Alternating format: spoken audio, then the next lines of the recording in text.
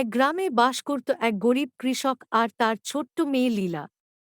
অভাব তাদের নিত্যসঙ্গী ছিল, তবুও লীলার চোখে ছিল এক বিশাল স্বপ্ন, পড়াশোনা করে বড় হওয়ার স্বপ্ন।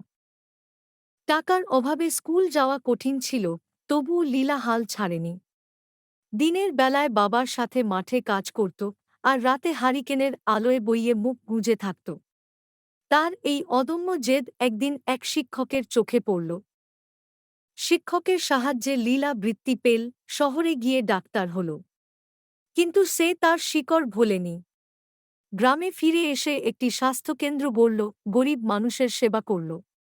আজ লীলা ধনী, তবে তার আসল সম্পদ মানুষের ভালোবাসা।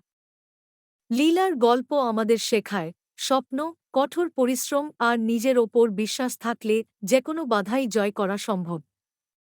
তরুণ প্রজন্ম, তোমাদের স্বপ্নগুলো একদিন সত্যি হবে।